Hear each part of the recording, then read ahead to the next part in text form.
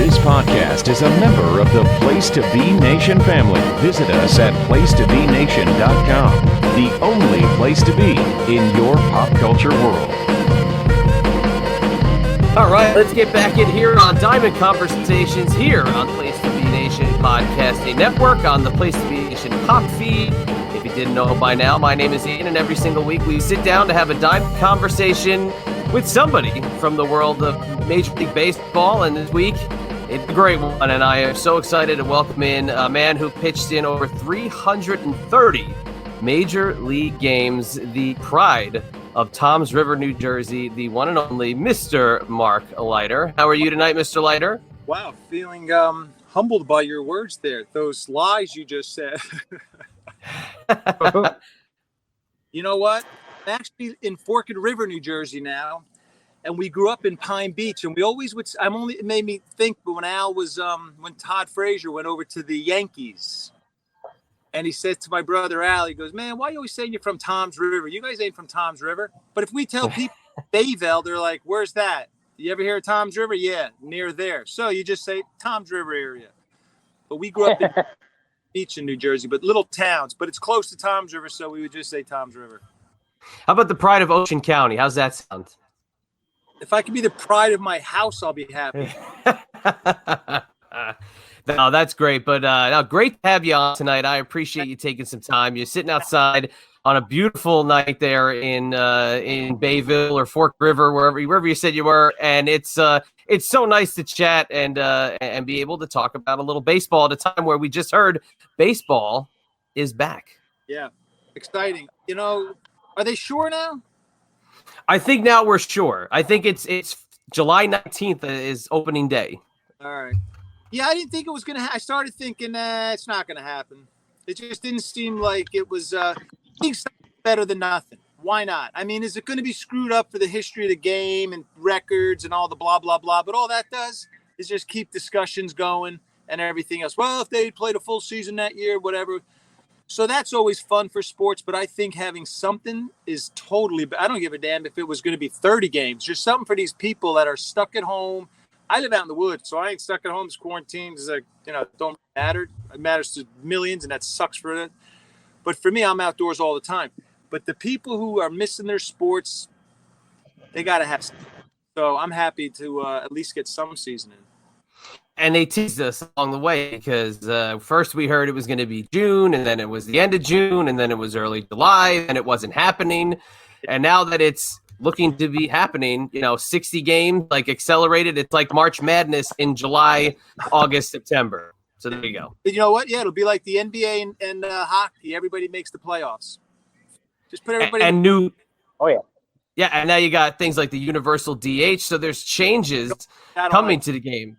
Now, so you don't like that? That was going to be what I was going to ask you. You're not a fan?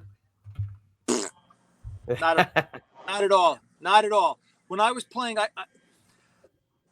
I signed in 83. I graduated high school in 81. That was my last at bat, 1981. I didn't go to the National League till 1995. So I was 15 years in between at bats. So when I was with the Tigers, I was with the Tigers for 3 years in the early 90s. And Bill Gullickson, one of my awesome teammates, he had a great career. So he would always say to me, because he saw how me and my brothers, we just grew up baseball. The Reader's Baseball Digest, the Sporting News back in the day, all the older guys, This Week in Baseball, Saturday mornings, everything. We knew the history. We knew the guys' numbers from everything from baseball cards, baseball encyclopedia in the house. So Gullickson used to always say, Light, before your career's over, you've got to get to the National League. It's so much better baseball. So in 95, 94, the Tigers released me in spring training. I probably had the second or third best numbers on the whole pitching staff, and I got released. Right. Kind of bullshit. Oh, am I not allowed to do that? No, you say what you want. So do you think that after 60 games of this DH in the NL, do you think that it's going to stick now? Do you think this is it? The DH? Yeah, you mean, is it the DH going to stick? Yeah. After this, do you think this is the new reality? What they want to do, they want to have the DH. That's what I was going to say. So when I got to go to the National League finally, man, it was awesome because I pitched inside. I threw a lot of sinkers. I had a decent forkball and a decent sinker, so I hit a lot of guys. But in National League, I had to get up. So there were times I got in the box thinking, shit, man, this dude might smoke me right here.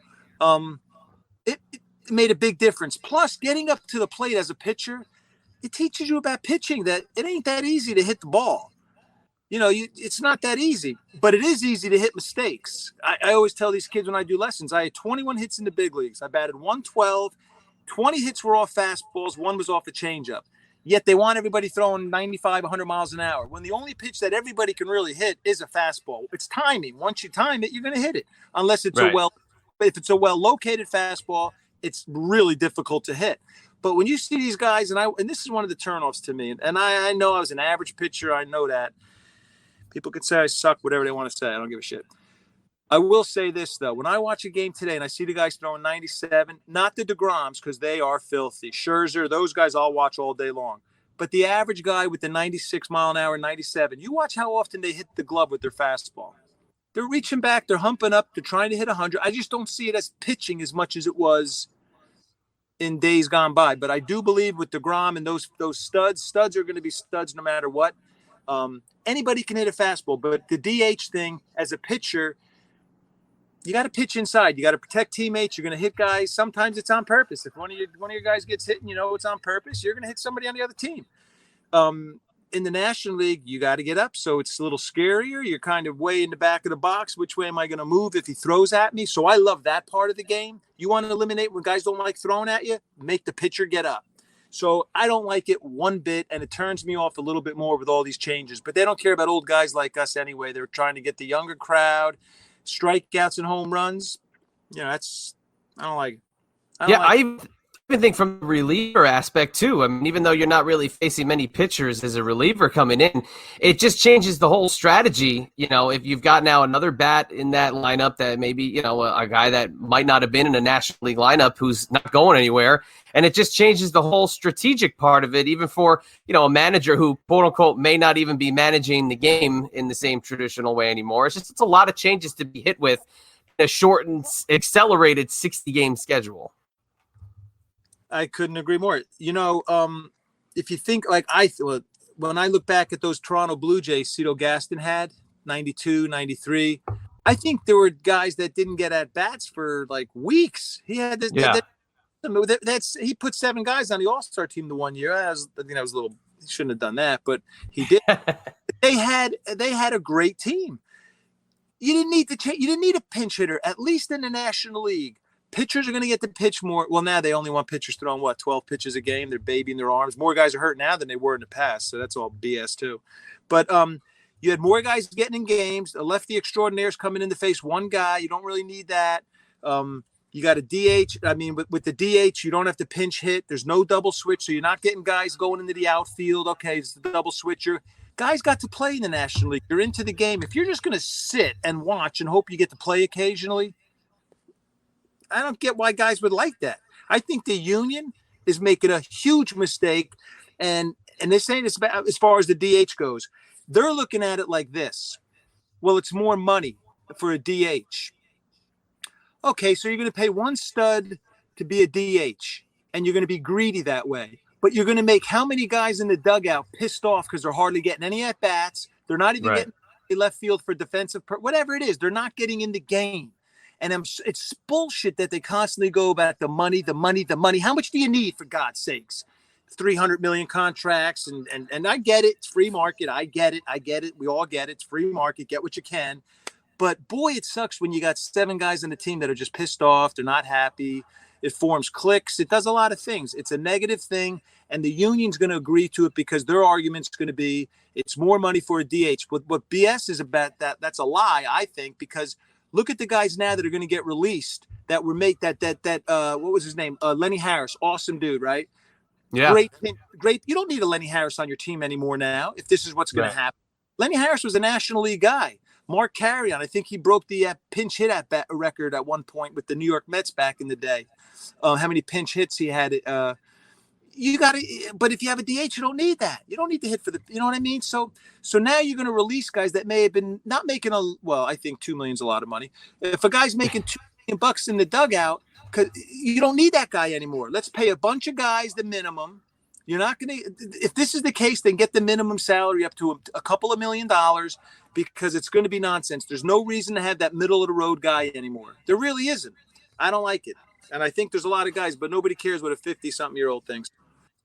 Yeah, and it's funny, too, because, the Mets just traded for a guy from Houston who now maybe he's not going to even get in the lineup because Cespedes now has a spot as a DH on the team. So it changes the whole entire strategic makeup of whatever spring training was supposed to tell us about what these guys were. You're 100% on the money with that. I don't like it. I just don't. It turns me off. It's just like, okay, the worst. But then again, the older guys do like the strategy of hit and runs and all of that, and not just waiting for the your launch angle and all and how far can you hit it. I used to hit home runs in BP all the time. In fact, one of my biggest thrills was hitting my first home run at Shea Stadium in BP. Beautiful. Yeah, couldn't pick it any other way. Wanted to run the bases, but it was on the road. It was my first time in the National League, and I went deep. I hit it in the left field bullpen, and I couldn't help but think, damn, Cleon Jones standing out there in 69 catching that. True. Pretty cool. Hey, so Mark, the way that you talk about kind of how these rosters are constructed, I want to bring up your son, Mark Leiter Jr., who had some success with the Phillies, who overcame a big injury, pitched for the Blue Jays, and he was in camp with the Diamondbacks this year. They're talking about doing some like taxi squads this year, where they're just going to have 30 guys practicing fresh near the home ballpark this year. Yep. Do you think that benefits a player like your son that has had his ups and downs the last few years, that got released by the Diamondbacks in that big cut at the end of May? What happens to a guy like him with this new restructuring? That ain't good. You know what? That's a tough one. I'm going to talk about my son. That's always going to be a tougher thing. He signed with Somerset, and I said, man, you got to get somewhere. You need innings because he's throwing great. He feels great. He's throwing great. He's an awesome pitcher. He needs innings, and so I think there's 1,200 free agents. Somebody told me. Is that about right? They release 40 to 60 guys, pretty much every organization. I mean, there's a ton of free agents out there. So for him, about right. As of now, he at least got to the independent ball. Yeah, so that's what they're going to do. So this doesn't help someone like my son at all. What helps my son is that he's going to be in an independent league because he needs innings to show, hey, I'm healthy. It's hard to take a guy like Mark and say, well, he didn't pitch last year. So we need somebody when somebody gets hurt that we know was pitching last year. So the only way that's going to happen is for Mark he would have started the year off in AAA and then get your way back to the big leagues. So by being in Somerset or the independent league, he'll get his innings. You're going to be being scouted not only by the States, but Japan, South Korea. And the bottom line is it's baseball, man. So wherever you're playing, if you're not 20, 22 years old, you're not going to the Hall of Fame unless you're a visitor. You got to be in the big leagues very young to get those numbers to be a Hall of Famer. So, yeah, it'd be nice to be in the major leagues. But to be honest with you, if you're playing baseball, you're playing baseball. Whether it's in your backyard, wiffle ball is just as much fun as anything else. So he needs innings. I think it's going to hurt a lot of guys because the free agency market is flooded now. That part of it sucks. That part's there's not much you can do because of what time of the year it is. They're only doing a 60-game schedule. That's a tough one. I don't know if I answered what you're saying. I don't know that it, how it can help anybody to be. Absolutely. Do you expect the way that they're working with the 60-game schedule, do you expect a lot of, like an influx in injuries here? Like, how does a guy stay warm for these last 3 or 4 months without facing competitive ball and then has to heat up in 2 weeks? I was going to joke there and say, well, I'm counting on injuries to get my son back there, but that wouldn't be very nice. I won't. Injury, and that there's guys home right now that didn't take it seriously, didn't think there was going to be some kind of season, so maybe they cut back on workouts. Who the hell knows? I guess you could go back to the 1990, the late opening, and they only had a 3-week spring traiing. Well, we did that 1990. We did that in 95 as well, though. Now that I think about it, we had the late spring training. I think it was like a month late. We didn't start the season. It was about a month late, right? In 95. Yeah. So 95 as well. Yep. Yeah. I don't remember a lot of injuries, honestly. I mean, other than your teammates, you're not really thinking about who's getting. At least I didn't really pay attention. Your teammates, you know who's getting hurt, and yourself. But I don't remember. There's always going to be injuries. You know, I mean, no matter when the season starts or doesn't start, look, if you had a long spring training, guys get hurt at the end of spring training. Oh, if spring training wasn't so long, there wouldn't have been, who knows? And plus the way they don't let pitchers throw a lot, so I don't see that happening. So the injuries I see more, hamstring, that kind of stuff. Maybe guys didn't think there'd be a season. They started lifting more than they normally would this time of year. That's possible. So if guys are lifting more than they normally would, they might be tight when they go into this mini camp or whatever it is. What are they going to have, a 3-week spring training? I don't even know. Yeah, it's like accelerated spring training pretty much. Yeah, opening day is July 24th. Oh, really? I think that's when I made my major league. July 24th. Yes, it is. Yes, I thought. I don't know. I don't know. It depends how guys took care of himself. Like, I look at my son. He's been working like a madman with the throwing. We've been throwing batting practice. We had Todd Frazier here throwing and a couple college kids. I mean, hitting. So Mark's gotten some real good BP in, not telling each other what you're throwing. It was pitching. It's all out. So he's prepared. He's been treating it like the season's on with batting practice, his bullpens. He hasn't missed anything because I got a thing in my backyard here, a bullpen, indoor thing. Building. So he's been doing his bullpens when the weather's bad or it doesn't matter. I don't know how many guys are doing what he did because I know he talked to a few guys that didn't work out like they normally would because they didn't think there was going to be a season. So yeah, I guess I could see injuries, but we'll see.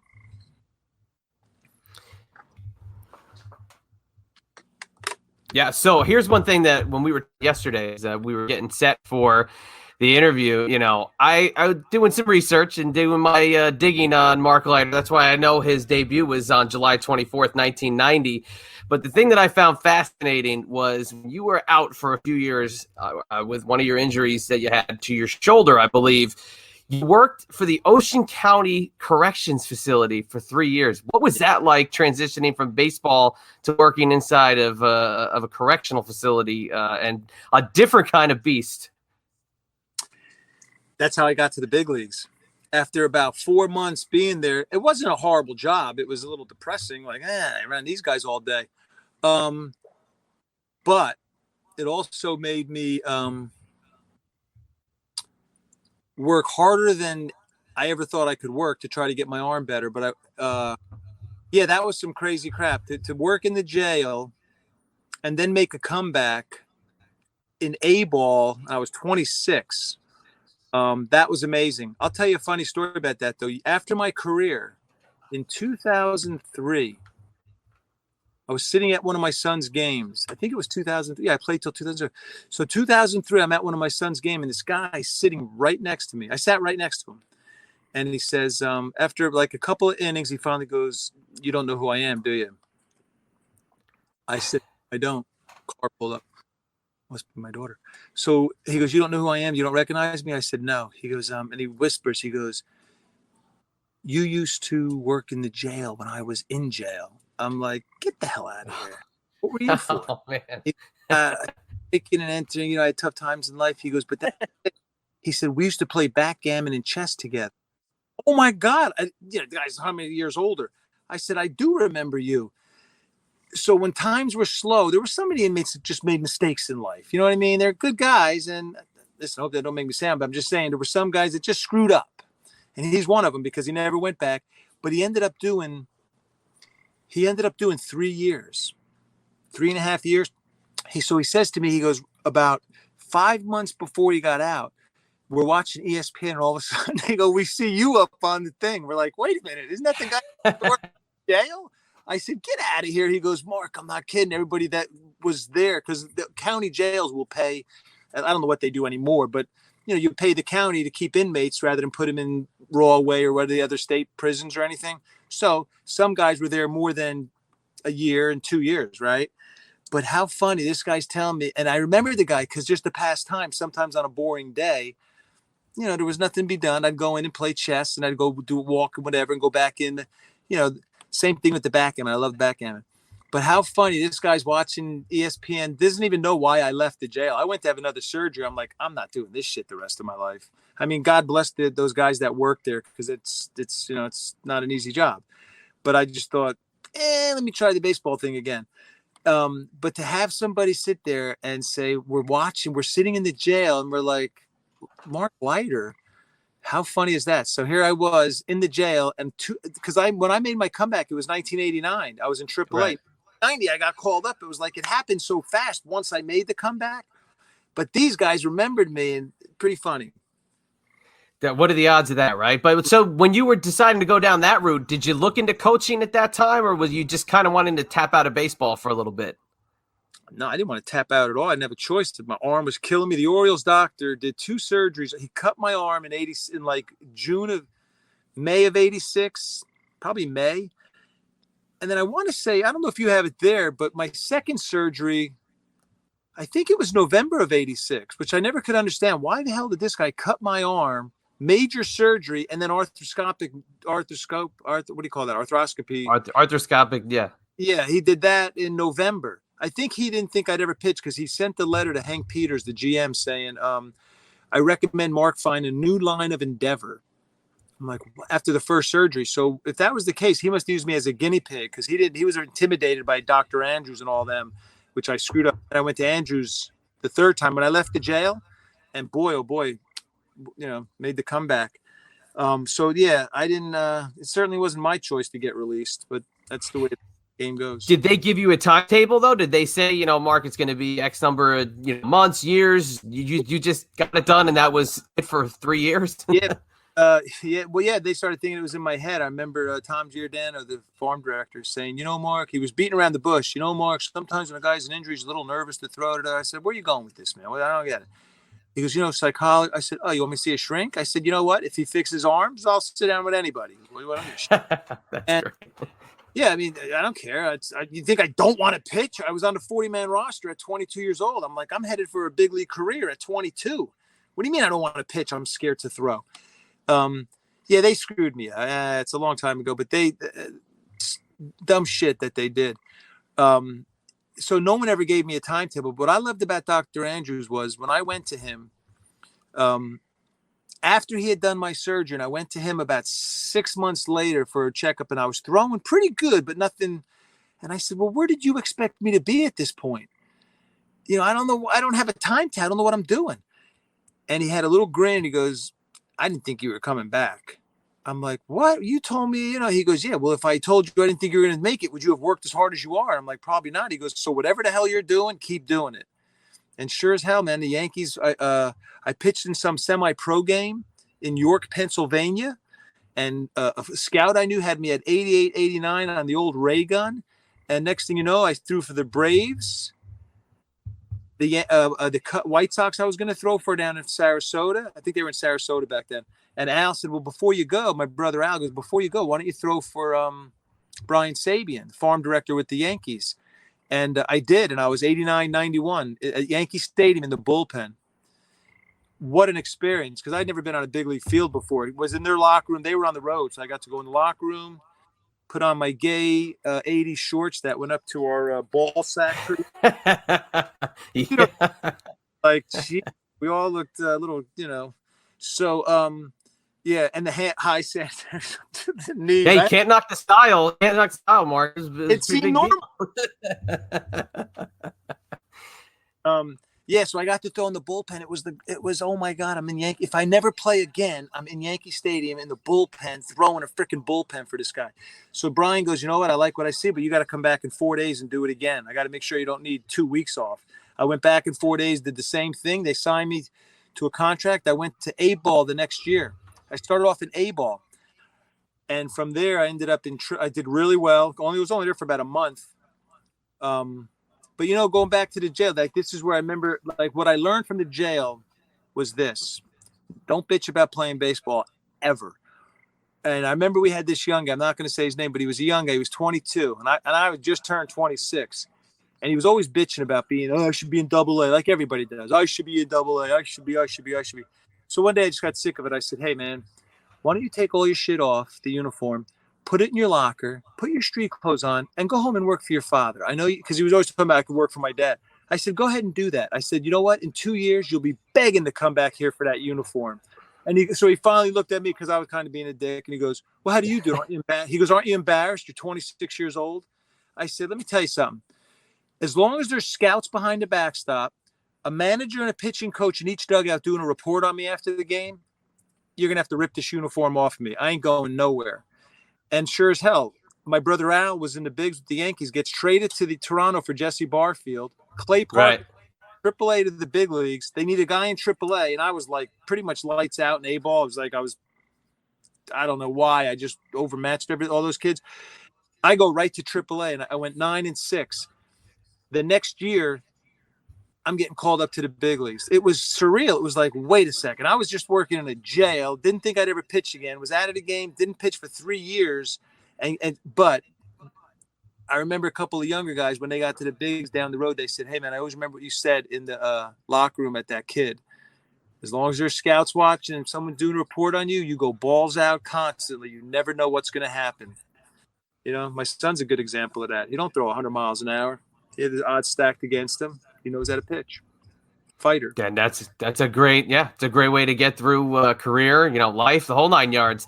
But it's funny too with Al, like you just missed him. He wasn't traded.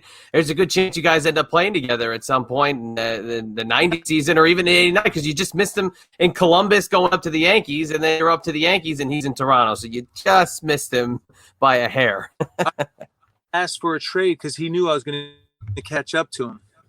So I think he asked for because when he was a free agent, we could have played in San Francisco together. They told him they'd match. They're like, hey man, we'll match any offer he gets, and he ended up signing with the Marlins when they went out and bought that World Series. But you can't. I take that back. I apologize to the players. You can't buy a World before you can buy some pretty freaking good baseball players to get you into the playoffs and all of that. And then unload them unceremoniously throughout the next 2 seasons in succession, pretty much.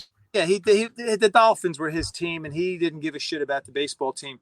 And then Al and I were together again in spring training in 2001, one of the funnest springs I had. I got being with my brother there. I was teammates with my brother Kurt in the A-ball. We were teammates in Hagerstown, Maryland. We both played for the Orioles organization back in the day. And that's a perfect segue because Doug wanted to step in. He had some points about Hagerstown that he wanted to talk to you about tonight. So, Mark, I was looking up, some of your minor league stats, and I wanted you to take me back to Hagerstown, early 80s. You're at the beginning of your career, and I saw that Jim Palmer had a few rehab starts with you guys early on. John Hart's your manager. Can you tell me a little about, did you learn anything from him? What was it like being around, like one of those big leaguers for the first time? And what was that first season like for you? Well, my first minor league season was 83, so I went to rookie ball for a month, and it's kind of bizarre because I dominated that. I really did. I mean, I think my area was 2. I went to Hagerstown, did great my first 2 starts, and I went home in between starts, which they were pissed, to get married because my wife being Catholic, it was a big wedding. And it was planned a year in advance, and they could not understand. Why are you going home? I'm like, man, I didn't know I was going to get drafted. I was going to go to Oklahoma State. I was in a junior college. And I went home, came back, and just pitched like shit every game the rest of that year. It was embarrassing. And they had to keep me in the rotation because I had a freaking cannon. I had a big league arm, threw gas. Thought I could pitch. Like most hard throwers, you dominate through high school and all that stuff, so you think you're good. If you look at me, I shouldn't speak for my brother. If you look at you see my numbers there, they were disgusting. If I didn't have the arm I had, I would have been released. If I didn't have the arm I had, I should have been released. And it was bullshit where I always felt bad for my teammates. I didn't deserve to be in the rotation. And if you look at the Lynchburg Mets that year, they had Dwight Gooden. That was the year Gooden struck out 299. They always say 300, but I'm pretty sure it was 299. I think they just gave him an extra strikeout there.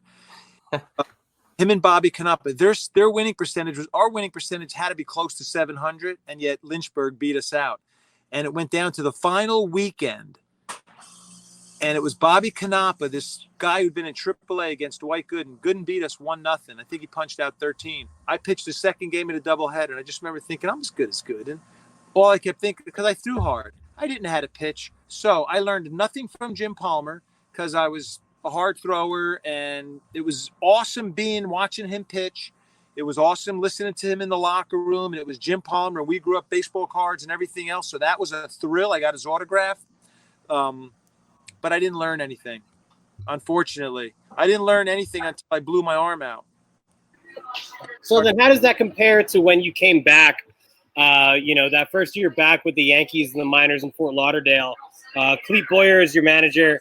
You're a few years older now. What's the mindset difference? Huge, night and day. My brother Kurt always would talk to me. Kurt, like I told you, Kurt went to Oklahoma State and played about 5 years, 5 years in the minors. I forget. Got to AA. He didn't make the bigs. And Kurt would always say, Mark, when you get better, and I'm like, man, I ain't pitched in 3 years when I get better. I wouldn't say it to him because he was being positive, but I just kept thinking, I'm not getting better, man. Nothing's happening for me. But he was always very positive. But one thing I used to always say to myself, if I ever get a chance to pitch again, I am not going to be afraid. I'm not going to be afraid of getting beat. I'm not going to be afraid of giving up bombs. I'm not going to be afraid to pitch inside. I'm not going to be afraid if somebody wants to kick my ass for pitching inside. I'm going to pitch like my life depends on it, and I'm not going to ever bitch. And when I got my opportunity, I felt that way. So I felt more mature, more confident, and I liked Clete Boyer a lot. He was a fun manager. I was only with him for a short period, but then we got to be together in AAA. He would say this, fellas, there's only 3 leagues you want to play in: the American League, the National League, or the Florida State League. The rest of the leagues suck. And he was right. Bus rides, AAA, you're getting up at 4:00 to go to the airport. That's what he would say. Because in Florida State League, they're all big league parks. They're spring training. It was beautiful. But that's what he would say. I always liked that. But yes, I was much more mature, and I wasn't afraid to fail, and I wasn't afraid to throw a 3-2 backdoor slider with the bases loaded in a tie game. So I pitched with confidence. And my control was outstanding. In fact, in AAA, I was voted, that Tools of the Trade best control pitcher, International League. To go from walking about 4,000 guys in 1984 in one season to being the best control pitcher was one of the highlights of my career, even though it was in AAA, not the big leagues. Because I was a flamethrower, I was a hard thrower. I reached back and hit this, and they did hit it. When you go 2-0 on hitters, they're going to hit the next one. So when I made the comeback, I didn't throw as hard. I wasn't a flamethrower anymore. But I learned to spot the sinker much better, pitch inside, move the ball, whatever. And then I developed a good fork ball.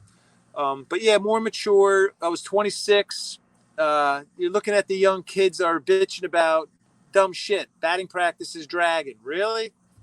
Batting practice is dragging today? Okay. I just remember having to break up a fight with another guard in the jail a couple of years ago. I'll suffer with the so I stopped. In fact, I would walk away from even in the big. It was a long time in my career being around negative guys that would kind of you always got guys that whine about shit. There's just people like that in life, right? They might be nice guys, but I always tried to walk away from it because I don't want to get dragged into that. You're complaining that this game's taking forever and all of that stuff. It's a baseball game. Who gives a shit? You don't want to take it to then quit. Yeah, honey, I'm doing a thing on the phone. Want to join? So there's no, not at all, honey. Might have been. There's a lot right now about there's a movement in baseball right now where there's a lot of young guys that didn't make.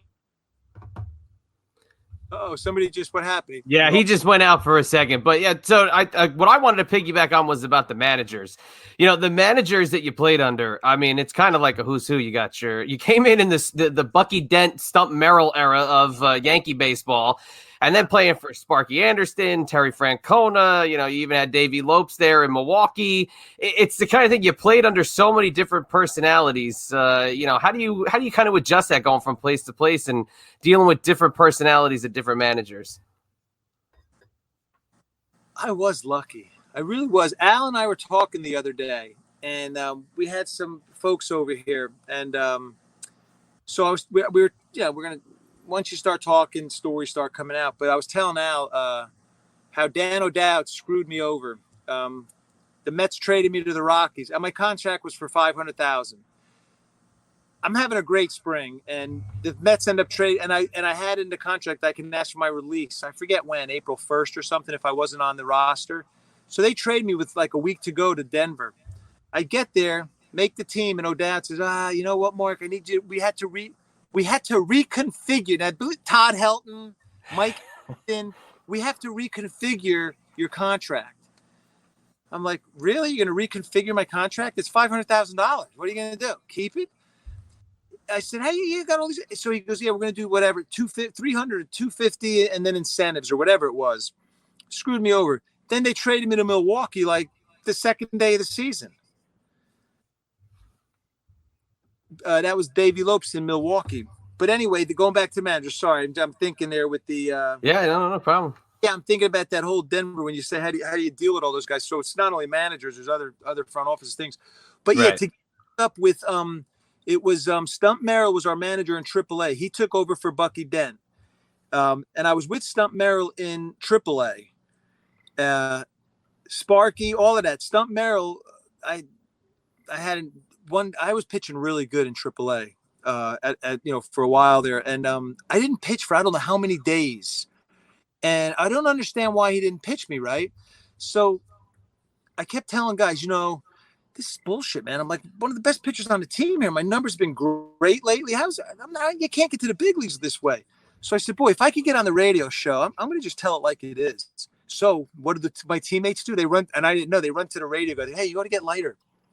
We got that big old moth. So they go, you got to get Leiter on the show today. So he goes, okay, great. So the radio guy gets me on the show and he starts asking me. And I just said, man, I don't care. I'm just going to throw it out there. So I said, no decent manager would ever have a guy sit 10 days and not get him in for an inning and get some work in, especially if the guy's one of the best pitchers in the bullpen right now. I said, it's just insane that a manager would do that. You kind of question, does he want to win? What's he do? Knowing that Stump Merrill's going to listen to this. And I'm taking a gamble that he's going to pitch me now and he's going to be pissed off.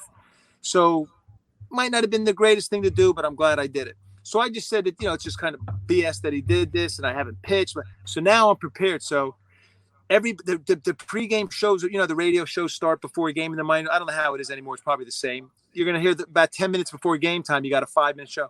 So I leave. I run out of this was in Columbus, Ohio. If you've ever been to the old Columbus Clippers place, they play it. And I ran down to the weight room. It was in the bullpen. And I'm going, oh, my God, this is bad. It sounded horrible. I just ripped it. So all my buddies come down. They're like, oh, my God, Stump came storming out of the office and went right into the dugout. He was, like, pissed. I said, all right, stage 1 starting. So I figured what was going to happen was I'm not pitching anymore or he's going to bring me in this game tonight in a weird situation where I'm not expected. So I prepared myself mentally. If you're going to do something like this, you better be ready. Be ready for anything. So what I did was it was a brick wall, a big cement wall behind in the bullpen where the catcher is. Right. So I warmed up in the first inning like I was warming up to get in the game because I just had a feeling something was going to happen. And sure as shit, something happens in like the 3rd inning, 4th inning, whatever inning it was early in the game where all of a sudden the phone rings, get Leiter up. And everybody's like, oh, you called it. And then when Steve Adams, wheel gets the grease. I didn't throw 3 pitches, and he was leaving the dugout to bring me in the game. He was going to screw me over. So as soon as but I'm already loose because I was prepared for this. I'd been throwing. So just in case he did it, I'm like, I'm going to be ready. And I was right. It was a weird situation. The guy was throwing pretty good.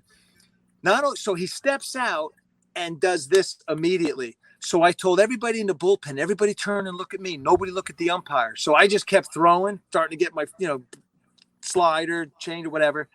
And you can hear the ump yelling, hey, you're in. And nobody would turn around and acknowledge him. So I got about 8 more hits. We made him run all the way down the right field line. So I came in the game and he didn't say shit. He just slammed the ball in my hand and walked off the mound. I kicked butt. I got in the rotation. Next thing you know, I was getting called up that year. Who's in the big leagues now? Stump Merrill. Mike Witt's on the DL, and I'm up in the big leagues. And in fact, it was so awesome because the first place we were was Texas, and Nolan Ryan was going for his 300th win the next day.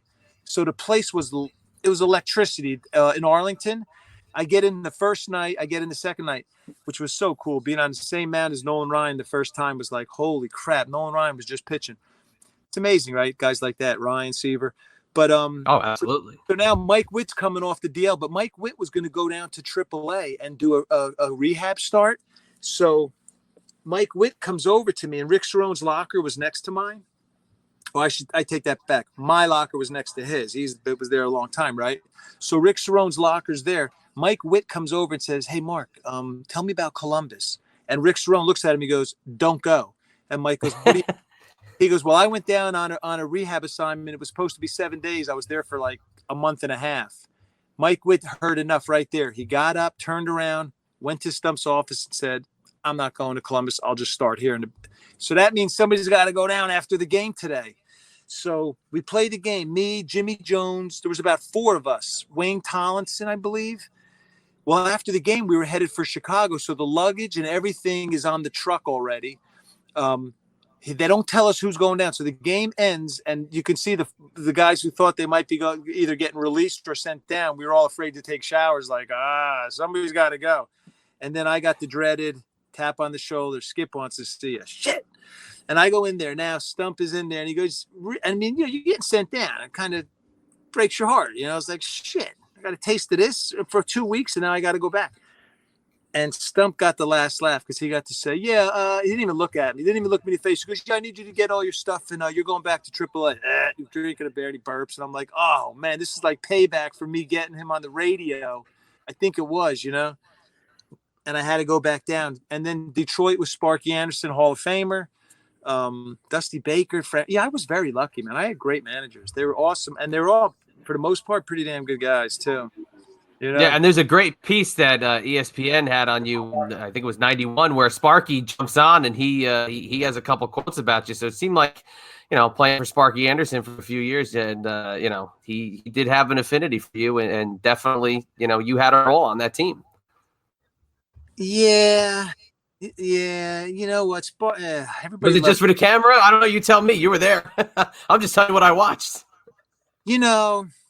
Sparky was Sparky. You were going good. You were the man. Whatever. He was a good dude. So many guys loved him. I'll just say this. In 91, when they put me in the rotation in the second half, in fact, it was very nice because Sparky did call me in the office. And he asked me, he goes, "Do you want to start or relieve?" I'm like, wow. I said, I would love to be in the rotation because I only got a few starts with the Yankees. I think I had 3 in that call-up. When I got back up in September after I went down the year before. So I went in the rotation and I did great. I was, in fact, the other big honor I got in my career was I was voted Topps All-Star right-handed pitcher by the managers. I mean, it's not the media, it's the managers that vote for that award. And I was the right-hander they picked in 1991. So what a thrill to be voted for the Topps All-Star rookie team. Bagwell was on that. There's Bagwell, Luis Gonzalez, Knobloch, Ray Langford. It was pretty nice. What an honor, right? Absolutely.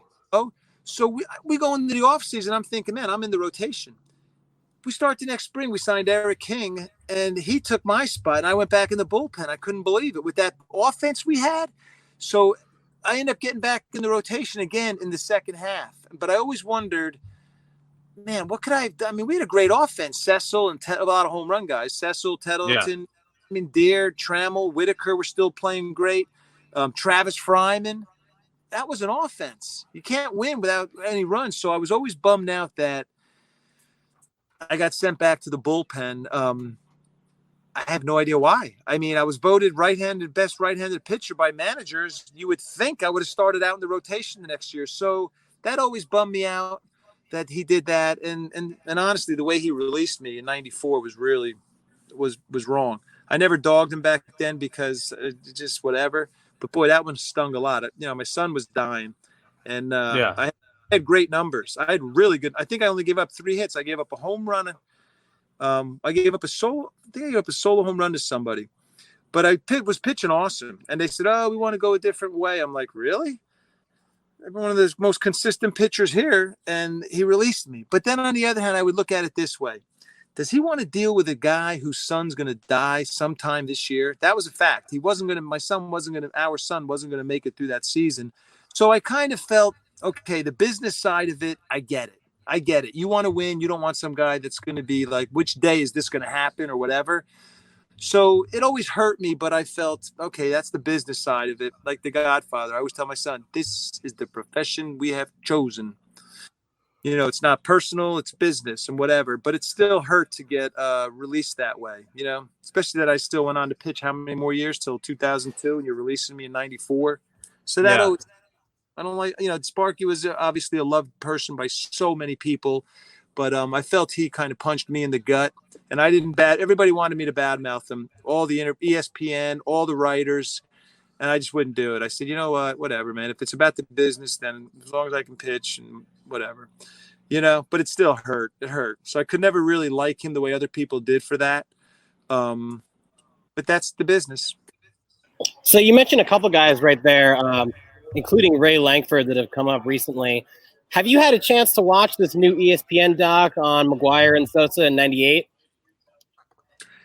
The only thing I know about that documentary is I gave up a home run to somebody, a couple of the dads. I do the lessons and I have a great time. We all shit talk each other. I treat these boys as if we're all teammates in pro ball. I have so much fun with the kids I work with. If they're sensitive, then I don't do it until they get to know me, and then I rip into them. We have so much fun. So the dad, all of a sudden, when that was on, I'm getting all these YouTube. I'm like, oh man, they filmed it or whatever it was on. Me giving up the home run to McGwire. That's all I know about that. I haven't watched it, but I know that I gave up Mark McGwire's first National League home. I think he was 1 for 18 off me lifetime. Yeah, he hits I think it's 120 or something like that. And you held, Sosa hits about 240, 250 off you. Yeah, but McGwire's 2 for 20, something like that. So you held those guys in check. Yeah. That's the two-seamer, man, up and in. Every muscle thinks he hit it 9,000 miles, including today's players. You're not going to hit a running fastball in on your letters that starts on the black and runs in off the plate. You're not going to hit it fair. I used to make the mistake with Sheffield. Well, it wasn't a mistake. He was great. I would throw it to him on purpose and just let him hit a bunch of foul balls with it and then hope he swung at a forkball in the dirt. But I think there were 3 times. No, one was a slider. If I didn't get it in, it's going to be a home run. You ain't going to throw Gary Sheffield a strike on the inside corner. He's going to crush it. But if you throw it in enough, he chases it. You can't keep it fair. He'll just get strike 1, strike 2, strike, and then foul ball, foul ball, foul ball. You know, but McGwire and all, I'd like to pitch those guys up and in with the two-seam, run it in on them. And that kind of answers my next question. Looking at your stats overall, you really faced, about 24 or so Hall of Famers there. Tony Gwynn, Harold Baines just got in. At the time, do you dial up when you are facing that elite talent, or what do you do there? I always try to remind myself, anybody who's got a bat can hit a home run. And I know I gave up a shitload of home runs. Actually, Bill Gullickson, damn, I don't want to jump on that because he talked about that, giving up home runs. No, I don't. Some guys just own you, and that becomes intimidating. And guys like Hall of Famer, like Frank Thomas, I remember pitching him good. Certain guys, once you pitch them good, you kind of feel your confidence is through the roof. And anytime they come up, you don't even give a shit. And then there's Rafael Palmeiro, John Olerud, Tim Raines. Palmeiro, when I saw him in the on-deck circle, I'd pee in my pants. Like, I can't get this guy. Nothing. He didn't just get singles. It was, I think he hit 3 homers, 7 doubles, 18 triples, and a partridge in a pear tree off me. Yeah. He was amazing. I once told Chuck, God, I loved him, Chili Davis. I said, man, if I ever strike this guy out, I'm going to call timeout and keep the ball. As a joke, right? So we're in Camden Yards, and Palmeiro was with the Orioles, and I struck him out. I couldn't believe it. I struck him out. I think the only time I ever struck him out. And Chili Davis goes to this top step of the dugout and comes out of the dugout. Leiter! Looking at the ump. Hold on. Throw the ball. And I'm like, oh, my God. I'm like, but embarrassed the shit out of me to throw the ball in, keep it, because I said I was going to do it. And I told our catcher, awesome catcher, Greg Myers, great receiver, right? I said, hey, listen, if I get 0-2, 1-2, or 2-2 on Palmeiro, tell him what I'm going to throw. And Greg's like, I'm not. And Greg's a real nice guy, right? He's like, I'm not doing that. I said, no, I'm serious. I can't get this guy out no matter what. I can't get him out. I said, so he's never going to believe you. So whatever you call, just tell him that's what it is. He's not going to expect it out of you. And Greg wouldn't do it. But I thought that would have been cool, like to just do that to the hitter. You got to figure the hitter would have froze, right? All of a sudden it's 2-2 and the catcher yells, fastball's coming. Would the batter believe him? I have no idea, but he didn't do it. But yeah, guys like that, you end up having no confidence with. And then the guys you get out, your confidence build like anything else. So you're not really worried about them coming up.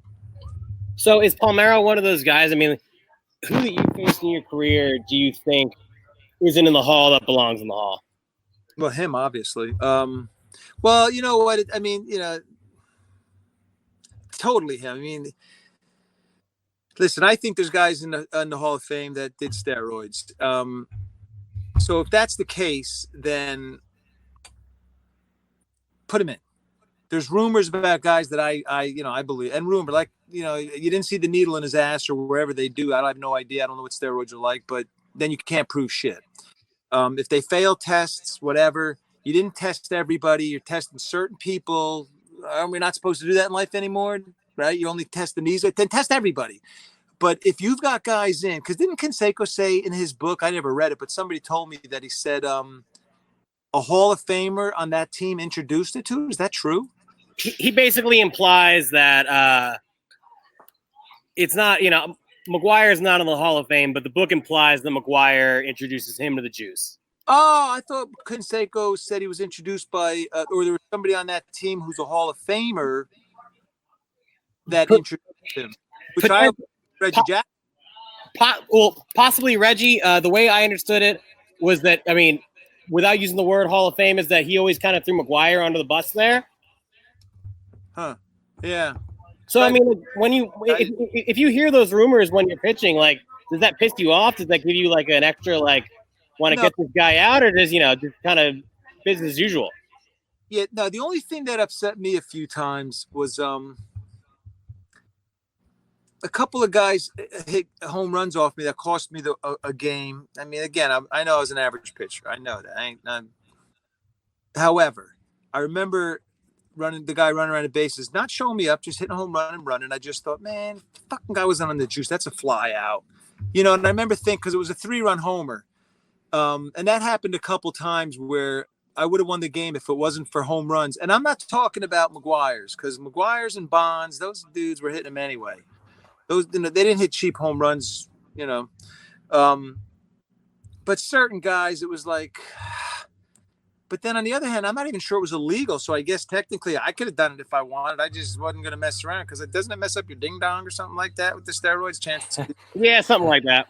It shrinks things. That's the thing they say. If it was legal and it's going to make me throw 100 and they were encouraging it in the training room or something, I don't know. Maybe I would have. I have no idea. I'm one of those guys like, well, all right, but I had no interest in that. So yeah, I felt a little cheated there, because then I started thinking, well, how much money did that cost me? This was after the stock market took everybody's money. You're thinking, well, I could have made a hell of a lot more money if I'd been on the juice. And then some guys that were very honest about it, saying, listen, I was a AAA big league guy and I took the gamble, and so that's always tough. But going back to the home run, those guys, put them in the Hall of Fame. You want to put I don't know. I don't even think you need to put anything. People can make their own decisions now, whether they were honored or whether they weren't. Bonds was a Hall of Famer regardless. Clemens was a Hall of Famer regardless. They should have just stopped playing, well, of course, nobody can prove that. They don't want to say what about Bonds, but Bonds' numbers were Hall of Fame. He would have been there. Most of those guys, most of them would have been there. So yeah, I don't know how that would have played out. I mean, I don't know how you go about that. You know what I mean? Because there were guys that didn't cheat. Like, you don't know who cheated and who didn't. But I look at Olerud. I couldn't get him out. Thank God. If he was on him, he would have probably hit 600 home runs too, or whatever. Yeah. What do you do there, right? So, last question for me before I hit it to my brother for the wrap. You pitched in one ear a ball. Your brother pitched in an ear a ball. Your son, your nephew, is one of the most talked about prospects in the game. What is the commonality that unites you guys, as young pitchers looking for that next step? Wait, say that again. He said, "What's the commonality for young pitchers trying to make that next step? To get drafted or to get into the big league? What level are you talking? So for your nephew's one of the bigger talked about prospects in the next couple of years. So as far as your whole family goes, I mean, what's the similarity between going to the next step to the bigs? What's the drive? Okay. Well, let me add this there too. So Jack, congratulations, right? All-American freshman, and I'm very, very happy and also humbled to say two of the kids I work with, Jacob Ciccone and Sonny Fauci at St. John's in New York, also made it. So I'm not one that I don't put that stuff on my walls or anything like that. But I just found out 2 days ago. 2 days ago or yesterday? I think it was yesterday. I don't even know when. Somebody sent me that. I couldn't believe it. So my nephew and a couple of the other boys, I'm so happy for him. It's awesome. It's exciting. For Jack, I think Jack, he's ahead of Al and I were. We were throwers. Like I said earlier, Al might disagree with me, but I saw how me and my brothers were. We reached back. And back in the day when we were in high school, 0-2, man, I might throw it behind your head. You didn't even get thrown out of the game, throw a hanging curve, strike the guy out, and thought you were good. So we were just basically throwers. So Jack having Al, my son having me, it's about pitching. So we're teaching our kids change-ups when they're younger, just because they need, you need to have a great change-up. And you look at Pedro Martinez, he had awesome change-up with a hell of a fastball, guys like that. Yeah, it's about reminding them you got to work ahead. Just treating them like big leaguers. I've treated my son like he's a big league teammate since he's, I don't know, he grew up in the locker room since he's, a little kid, 10 years old, 11 years old when he's pitching in games. So, yeah, they have the advantage. Unfortunately, all these boys think that if they throw 95 to 100, they're going to be in the big leagues. And I reminded my son forever, when you get to pro ball someday, if you do, you're going to be shocked at how many guys get released throwing 94. Just because you throw 94, 95, that doesn't mean squat. You got guys in A-ball year after year after year because they don't figure out how to pitch. So just because you got the big arm, your dream is not to get drafted. Your dream is to be in the big league. So a lot of kids are always like, oh, I just want to get drafted. And then my son used to say that. I'm like, no, you don't.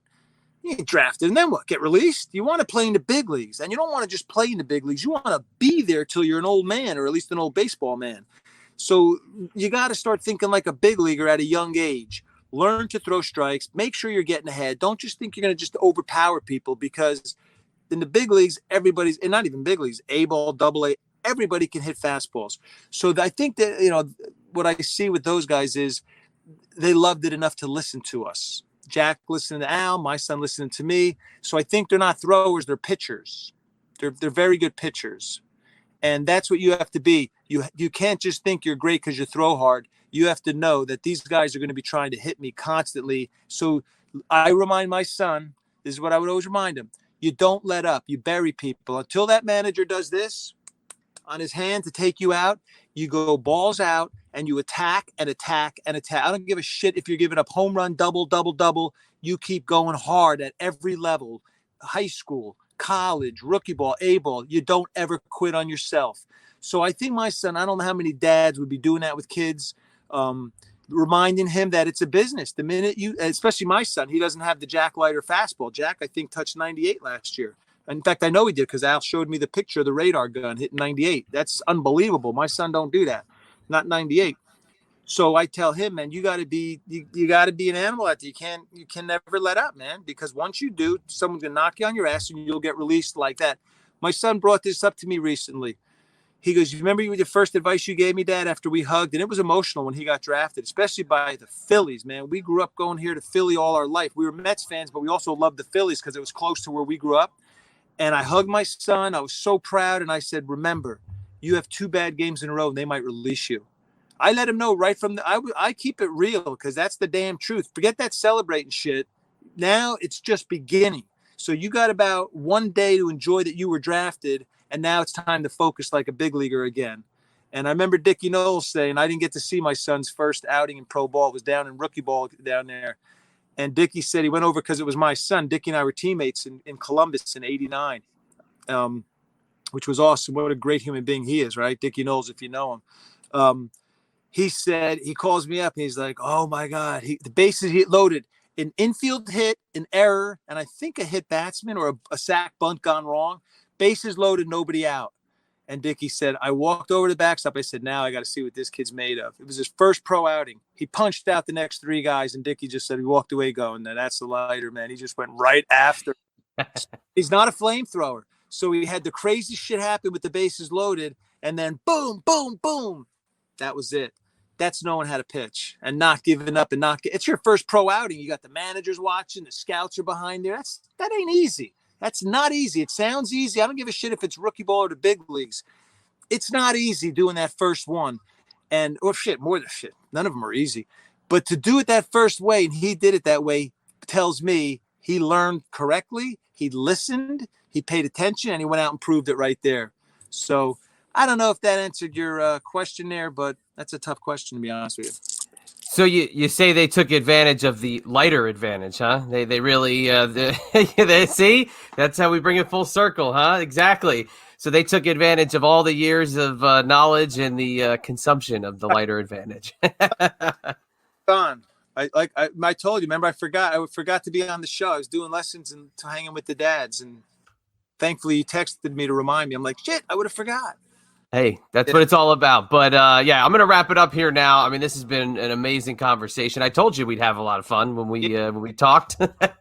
I don't lie when I put that proclamation out there. But if they want to find out more about Mark Leiter, it's leiteradvantage.net, where they can find out about what you offer in terms of your program. But please, the floor is yours if you'd like to give it the proper Leiter Advantage pitch. Oh, well, thank you. I didn't expect that. That's very nice. You're welcome. I appreciate it. Listen, I love doing lessons. I'd been offered jobs to coach professionally. I have daughters at home that I want to be with. I get to watch my son always play. So I love baseball and I love doing the lessons. I have a lot of fun. I'm one of those guys. I don't even put a time in. It's not even like I charge it like by the hour. It's just come over and let's just do it. And sometimes I have parents here for 2 hours, 2.5 hours. We're done. We hang out talking. I'm all in mechanics, learning how to pitch. See, this is one thing that the kids should know. Just because you're throwing 90, 93, doesn't mean you know how to pitch. I like getting kids, I'll get them young, and by the time they're going through high school, I'm constantly telling them, okay, the count's 2-0, you got a 6-run lead, the cleanup hitter's up, there's only a man on first here, and there's 2 outs. What are you going to throw? Give them a 2-seamer down the middle. And, but I want to hear what they say. Or, it's a 3-1 count, it's a 1-run game, it's first and third, what are you going to throw here? So I'm always talking about counts and setting up hitters and so this way here, if they get into Pro Bowl, not forget Pro Bowl, even in high school, when you're on the mound, no matter what's going to happen, I've been talking to you about it all winter when we do our pitching. So they're always being fed a scenario that's going to happen. How many times my son said to me throughout high school, college, even the minor leagues, Dad, 3rd inning today. Remember how you were telling me the story 4 years ago? That my son if somebody loves the game, they're going to remember this stuff. It happened today in the game. And I always say, Mark, I don't remember, but I'm proud as hell that you do and that you did listen to me back in all those days. And I like to do that with all the kids. So once I get their mechanics good and they're staying back, stay close, do all the important things not to get hurt. Now I like to talk pitching. And we do it at length. And because it's in on my property, I don't have to tell anybody to go home. There's no next. Okay, your time is up. Leave. That's great. Yeah, I might have 4 kids here and we're just all bullshitting about pitching and whatever. So I have a lot of fun, and if I wasn't going to have fun, I wouldn't do it. So I love it. You can tell. You can tell from our conversation yesterday and the conversation today that you do, and it's awesome. I can just tell you that. Hey, I was being a wise ass with you on the phone. I was know who you're talking to. I was having fun. Hey, did I pass the test though? Did I make the? Yeah, no, this was absolutely fantastic. Well, I appreciate that. And, I appreciate you coming on tonight and spending time on a beautiful night there in New Jersey. Wish I could be there, but I'm down here in Virginia, back in the homeland, if you will. So I appreciate everything, and I hope to talk to you again. This was a ton of fun. Thank you so much. Welcome. Thank you. Promotional consideration paid for by the following. Place to Be Nations, JT Rosero and Chad Campbell here. We want to let you know that we have over 24 podcasts available on iTunes, Stitcher, Google Play, and PlaceToBeNation.com. We now offer them to you on 2 great feeds.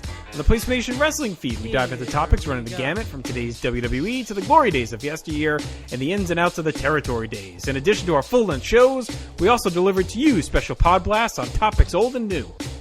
The Place to Be Nation Pop feed is a veritable treasure trove of great content.